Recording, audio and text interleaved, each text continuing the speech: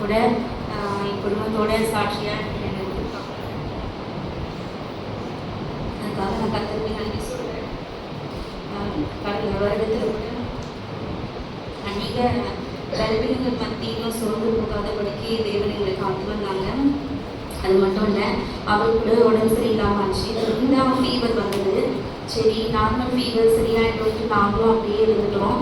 அப்புறமா போயிட்டு டெஸ்ட் பண்ணி பார்க்குறச்சியும் டைஃபாய்டு ஸ்டார்டிங் தான் சொன்னாங்க. திரும்ப ஃபீவர் வந்துகிட்டே இருந்தது. டெய்லியுமே ஹாஸ்பிட்டல் போக வேண்டிய சூழ்நிலையாக இருந்துச்சு. அதுக்கப்புறமா ஜாயிண்ட் பெயின் வந்து அதிகமாகவே இருந்தது. டெஸ்ட் பண்ணி பார்க்கும்போது வைரல் ஃபீவர் தான் சொல்லியிருந்தாங்க. ஆனாலும் ஒரு கிட்டத்தட்ட 2 மாதத்துக்கு அந்த பெயின் மட்டும் குறையவே இல்லை. வீக்கமும் இருந்துகிட்டே இருந்துச்சு. எனக்கு ரொம்ப கஷ்டமாக இருந்தது.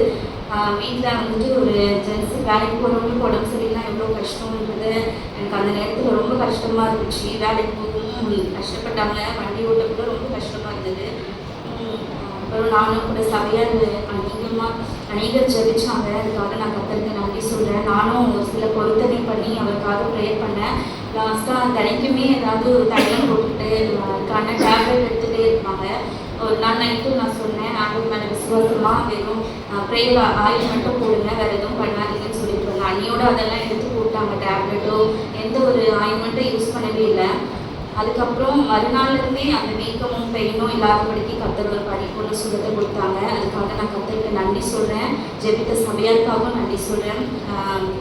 நானும் கூட 25th அன்னைக்கு ஸ்டீஃபனை நான் மெசேஜ் அப்போ ஃபைனலாக அந்த ஒரு சீட்டை கொடுத்து அதில் வந்துட்டு ஆண்டவருக்கும் உங்களுக்கும் அந்த உறவு இருக்கும், இந்த வருஷம் எப்படி இருக்குது அப்படின்றத கூட எழுத சொன்னாங்க. என்னோட மனசில் அப்படி தான், இன்னும் ஆண்டவர்கிட்ட அதிகமாக இருக்கணும், மாம்ச பிரகாரமாக அந்த பலவீனம் வந்துட்டு அதிகமாக எனக்கு தடையாக இருக்குன்ட்டு நான் ரொம்ப ஃபீல் பண்ணி அழுதுகிட்டே இருந்தேன்.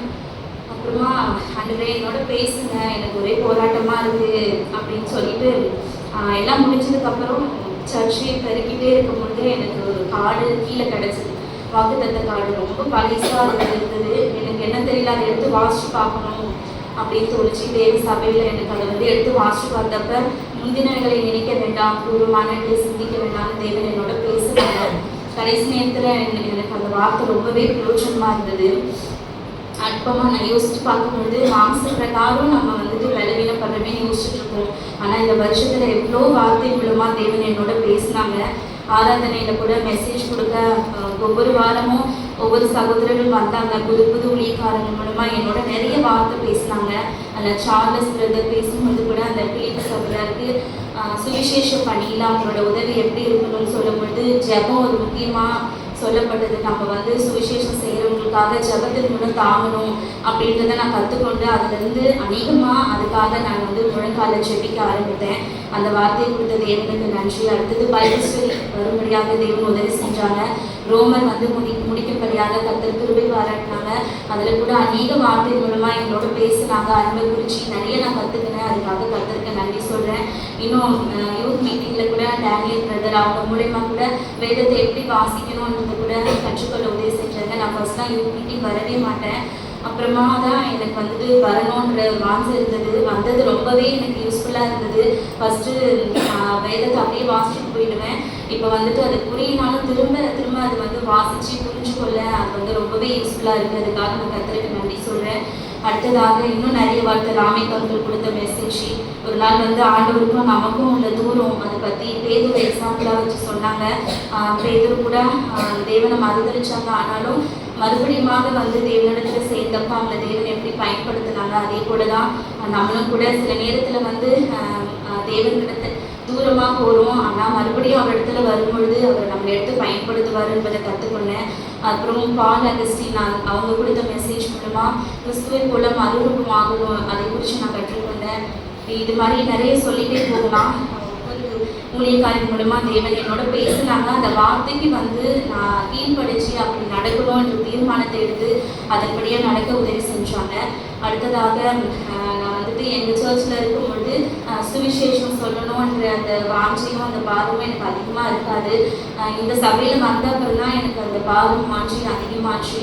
ஹாஸ்பிட்டல் மினிஸ்ட்ரி போனால் நல்லா இருக்குமேன்ட்டு என் மனசில் இருந்துச்சு. நான் ப்ரேயர் பண்ணிகிட்டே இருந்தேன். இந்த வருஷத்தில் கூட அதுக்காக நம்ம வந்துட்டு 2 டைம் போகும்படியாக உதவி செஞ்சாங்க. எப்படி நம்ம வீட்டுக்குள்ளேயே இருக்கோம், எப்படி இதெல்லாம் போய் செய்யறதுன்னு யோசிச்சேன். ஆனால் சபை மூலமா தேவன் அந்த வாய்ப்பை கொடுத்தாங்க. பலவீனமா இருந்தாலும் கூட பலவீனமானவங்களை போய் என்னை சந்திக்க வச்சாங்க. தேவனுடைய வார்த்தையை அவங்களோட பேச வச்சாங்க. அதுக்காக நான் கர்த்தருக்கு நன்றி சொல்லிக்கிறேன்.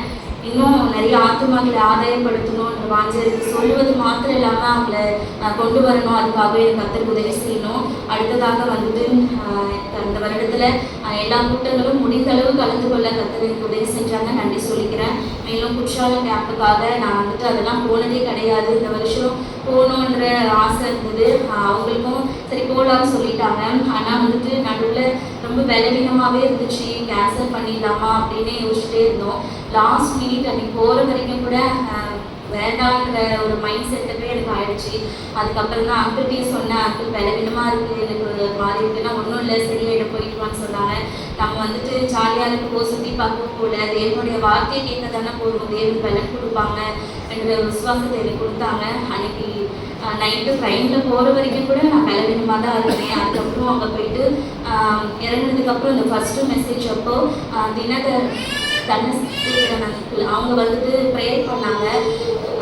அநேக போராட்டத்தோடு கூட இங்கே அநேக பேர் வந்திருக்காங்க பலவீனத்தின் மத்தியில். அந்த பலவீனம் வந்து உங்களுடைய வார்த்தையை கேட்க தடையாக இருக்கக்கூடாதுன்னு சொல்லி ப்ரேயர் பண்ணாங்க. அந்த நேரத்தில் நான் என்னை தாழ்த்தி ஒப்பு கொடுத்தேன், ப்ரேயர் பண்ணேன். அவங்க இருக்கிற வரைக்கும் சரி ஒவ்வொரு மெசேஜும் அட்டன் பண்ண தேவன் எனக்கு பலன் கொடுத்தாங்க. எந்த சோர்வோ பலவீனமோ இல்லை. எங்கள் வீட்லேயும் ஆச்சரியப்பட்டாங்க. எல்லாத்துக்கு முன்னாடியே எழுந்திரிச்சு கிளம்பி முதல்ல போயிடுவேன்.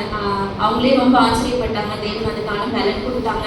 அடுத்ததான் அந்த கேட்ட மெசேஜ் இந்த வருஷம் லாஸ்ட்டில் கூட ஒருவருக்கொருவர் மன்னியுங்கள் என்ற அந்த தலைப்பில் கூட பிரதர் ஆசை தம்பி அவங்களும் பிரதர் ஸ்பர்ஜன் கோஸ் அவங்களும் கூட தேவ செய்தியை கொடுத்தாங்க.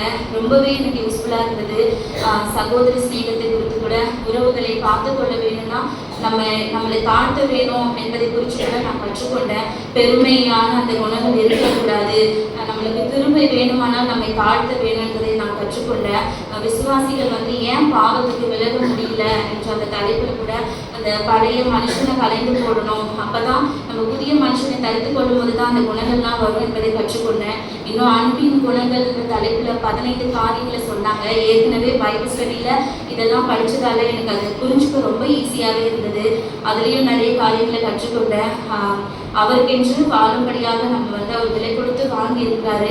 தேவனுக்கு வந்து சேவை செய்கிற நம்ம பெருமை உள்ளவங்களாக இருக்கக்கூடாது என்பதை நான் கற்றுக்கொண்டேன். அப்புறமா கடைசியாக வந்து மாம்சமும் பாவத்தின் மீதான வெற்றி, அது வந்துட்டு அந்த தலைப்பில் பேசும்போது கிறிஸ்து நம்மளுக்கு மன்னித்தது போல கூட நாமும் ஒருவர் மன்னிக்கணும் என்பதை குறித்து கூட நான் கற்றுக்கொண்டேன். நம்ம அப்படி மன்னிக்கலைன்னா தேவ பக்தியே இல்லைன்னு சொன்னாங்க. அந்த வார்த்தையெல்லாம் எனக்கு அதிகமாக தொட்டுச்சு. மன்னிப்பது வந்து நடைமுறையில் சாத்தியமா என்ற ஒரு கேள்வியில் கூட பைபிளில் அந்த எக்ஸாம்பிளில் சொன்னாங்க. யோசிப்பு கூட தன்னுடைய சகோதரர்களை மன்னித்தாங்க. அதுபோல் சவுல் தாவீது இவங்களை கூட தாவீது கூட சவுலும் மன்னிச்சாங்க. இது போன்ற காரியங்கள்லாம் பேசினாங்க. கிறிஸ்துவ வாழ்க்கை என்பது பேச்சில் அது இருக்கக்கூடாது, நம்ம அதை வாழ்ந்து காட்டணும் என்பது கூட அநேக தீர்மானங்களை எடுக்க தேவ வார்த்தை கொண்டு என்னோட பேசினாங்க. போனது எனக்கு ரொம்பவே பயனுள்ளதாக இருந்தது. அதுக்காக நான் கர்த்தரை ஸ்தோத்திரிக்கிறேன். இன்னும் அவங்க கூட இந்த வேதத்துக்கான முக்கியத்துவங்களை குறித்து கூட நான் அறிஞ்சு கொண்டேன். அநேக பேர் மனப்பாட வசனம் சொல்லும் பொழுது வயசான ஒரு பாட்டி கூட அவங்க ஸ்கூலுக்கு போனதில்லை, படித்ததில்லை, ஆனால் 200 வசனம் கிட்ட அவங்க கேட்குறத வச்சு ஞாபகமாக சொல்கிறாங்க. அதெல்லாம் எனக்கு ரொம்பவே படிப்பறிவு இருக்கிற நம்மளுக்கு அது அதிகமாக இருக்கணும் என்பதை குறித்து கூட நான் கற்றுக்கொண்டேன். இன்னும் அடுத்த வருடமும் போகணுன்ற வாஞ்சி விருப்பத்தை கொடுத்துருக்காங்க. தேவனுக்கு சித்தமானால் போகணும். இன்னும் வருகிற வருஷத்தில் நாங்கள் குடும்பமாக சாட்சி உள்ளவர்களாக ஜீவிக்கணும். தேவனுக்காக இன்னும் அநேக ஊழியங்களையும் செய்யணும். என்னுடைய பலவீனம் அதுக்கு ஒரு தடையாக இருக்கக்கூடாது. அதுக்காக தொடர்ந்து ஜெபித்துக் கொள்ளுங்கள். தேவன் தாமே இந்த சாட்சியை ஆசீர்வதிப்பாராக.